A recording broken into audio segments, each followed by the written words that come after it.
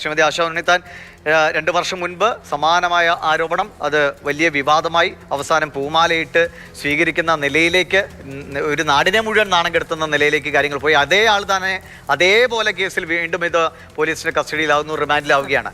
അപ്പോൾ നമ്മൾ എടുത്തു വയ്ക്കുന്ന അല്ലെങ്കിൽ നമ്മുടെ സംഘടനകൾ ചിലത് ചെയ്തു വയ്ക്കുന്നതിൻ്റെ തുടർച്ചയാണ് ഇത്തരം അനുഭവങ്ങൾ. സ്ത്രീകൾ അവർക്ക് നീതി വേണമെങ്കിലും മിണ്ടാതിരുന്നു കൊള്ളണം എന്ന് പറയുന്ന അവസ്ഥയിലേക്ക് ഈ സ്വീകരണങ്ങൾ അടക്കം പോവുകയാണ്. ഈ കഴിഞ്ഞ കേസിലെ ഈ റിമാൻഡ് ചെയ്ത് പുറത്തേക്ക് വരുന്ന സമയത്താണല്ലോ പൂമാലയിട്ട് സ്വീകരിച്ചത് അല്ലേ? അതെ. അപ്പൊ അത് കഴിഞ്ഞ് ശിക്ഷ നടപടി ഉണ്ടായോ അതോ പ്രതി സാക്ഷികളൊന്നും ഇല്ലാതെ എവിഡൻസിന്റെ അഭാവത്തിൽ വെറുതെ വിട്ടോ? എന്താ ഉണ്ടായതെന്ന് അറിയാമോ? അതിന്റെ നടപടികൾ മുന്നോട്ട് പോകുന്നു എന്നാണ് മനസ്സിലാക്കുന്നത്. പോയിക്കൊണ്ടിരിക്കുകയാണ്. അപ്പൊ സെക്കൻഡ് ഒഫൻസ് ആയിട്ടാണ് ഇപ്പോ വീണ്ടും റിമാൻഡ് അയക്കണത്. അപ്പൊ പിന്നെ ഇദ്ദേഹം ഒരു ഹാബിച്വൽ ഒഫൻഡർ ആണ്. ഇതാണ് ഇയാളുടെ സ്ഥിരമായ ശീലം. ഞരമ്പ് രോഗികളെന്നൊക്കെ നമ്മൾ സാധാരണ നാട്ടിൻപുറത്ത് അല്ലെങ്കിൽ സാധാരണ മലയാളത്തിൽ പറയും, വർത്തമാന മലയാളത്തിൽ പറയുന്ന രോഗിയല്ല ഇയാൾ. ഇങ്ങനെ അവസരം കിട്ടിയാൽ ആളുകളെ ഉപദ്രവിക്കുന്ന ആളാണ്. അടുത്ത് കിട്ടിയത് ബസ്സിലാണെങ്കിലായിരിക്കും, ചിലർക്ക് ബസ്സായിരിക്കും ഒരു മോഡസ് അപ്രാന്തി, ചിലർക്ക് അത് ആൾക്കൂട്ടങ്ങളുള്ള മാളുകളോ അതല്ലെങ്കിൽ തിയേറ്ററുകളോ അല്ലെങ്കിൽ ചെറിയ കുട്ടികളോ അല്ലെങ്കിൽ അങ്ങനെ പല ടൈപ്പ് മനുഷ്യർ.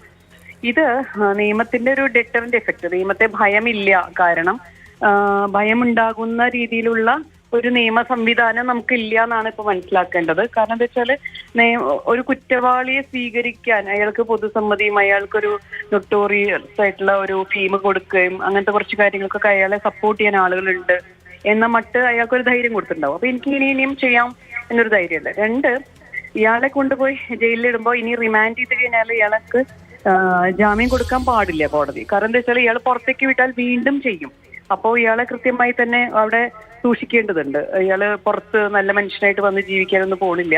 അപ്പോൾ ഇയാൾ അവിടെ തടവിൽ തന്നെ സൂക്ഷിക്കണം, പ്രിവെന്റ് ചെയ്യണം. ഇത്തരം ആളുകൾ പുറത്തേക്ക് വന്നാൽ ഒരിക്കലും ഇയാൾക്ക് ജാമ്യം കൊടുക്കരുത്. കാരണം സമാനമായ കേസുകളാണ് ഇയാൾ ചെയ്തുകൊണ്ടിരിക്കുന്നത്, ഇനിയും അയാൾ ചെയ്യും.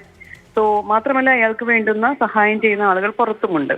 അപ്പോ അത് ഒരു നല്ല പ്രവണതയല്ലല്ലോ നമ്മൾ ക്രിമിനലുകളെ അറിഞ്ഞുകൊണ്ട് അയച്ചുവിടുക. ഇപ്പൊ നമ്മളുടെ ഇടയിൽ പലരും ക്രിമിനലുകളായിരിക്കാം, നമ്മൾ അറിയുന്നില്ല. പക്ഷെ ഒരു കുറ്റത്തിൽപ്പെട്ട് കോടതിയുടെ നിയമത്തിന്റെയും കയ്യിൽ എത്തിക്കഴിഞ്ഞിട്ട് പിന്നെയും ഇത് ആവർത്തിക്കുന്ന ആളെ നമ്മൾ മൈൻഡ് ചെയ്ത് തരുന്ന പിന്നെ ഈ ജുഡീഷ്യൽ സിസ്റ്റത്തിന് യാതൊരു വിലയില്ലാണ്ടാവും. നാട്ടിലെ ലോ ആൻഡ് ഓർഡർ എന്ന നിയമവാഴ്ചയ്ക്കും യാതൊരു വിലയില്ലാണ്ടാവും. നമ്മളുടെ ജീവനും സ്വത്തും സംരക്ഷിക്കേണ്ട ഗവൺമെന്റിനും ഉത്തരവാദിത്തമോ വിലയോ ഇല്ലാത്ത അവസ്ഥ. ഇനിയെങ്കിലും ഈ കേസിലെങ്കിലും തുടർ നടപടികൾ അതിവേഗത്തിലാകട്ടെ. അത് അയാൾ കുറ്റക്കാരനാണെങ്കിൽ കടുത്ത ശിക്ഷ തന്നെ ഉറപ്പാക്കുന്ന നിലയിലേക്ക് വീണ്ടും പുറത്തിറങ്ങി ഇത്തരം ചെയ്തികൾ തുടരുന്ന നിലയിലേക്ക് പോകാതിരിക്കുക. സംഘടനകളാകാം, പറയുന്ന നിരപരാധികൾ ഒരുപാട് പേർ പലപ്പോഴും കേസിൽ പെടുന്നുണ്ട് എന്ന ന്യായമൊക്കെ ശരിയാണ്. പക്ഷേ അത് സർക്കാരിൻ്റെ അല്ലെങ്കിൽ കോടതിയുടെ മുമ്പിൽ ഒരാൾ പ്രതിയാകാൻ അല്ലെങ്കിൽ അതിൽ കുറ്റവാളി എന്ന് പറയാനുള്ള ക്ഷമയെങ്കിലും അല്ലെങ്കിൽ അതുവരെയുള്ള ക്ഷമയെങ്കിലും കാണിച്ച ശേഷം വേണ്ടി ഒരാൾക്ക് വേണ്ടി രംഗത്തിറങ്ങേണ്ടത്. അല്ലെങ്കിൽ ഇതുപോലെ പരാതിപ്പെട്ട ഇപ്പം നന്ദി തന്നെ പറഞ്ഞ പോലെ അന്നത്തെ ദിവസത്തിന് ശേഷം ബാക്കി എല്ലാ ദിവസവും അവരിങ്ങനെ സോഷ്യൽ മീഡിയയിൽ ഈ ചീത്തവിളി കേട്ടുകൊണ്ടിരിക്കണം. ആ നിലയിലേക്ക് കാര്യങ്ങൾ പോകും. നമ്മുടെ സഹോദരിമാരും നമ്മുടെ മക്കളും ഒക്കെ തന്നെയാണ് ഇത്തരം ഗതികേടിൽ പെട്ടുപോകുന്നത്. അതുകൊണ്ട് അതിനെ ഏതെങ്കിലും നിലയിൽ ന്യായീകരിക്കുന്ന നിലയിലേക്ക് നമ്മുടെ സമീപനമോ പ്രവൃത്തിയോ വന്നുകൂടാ.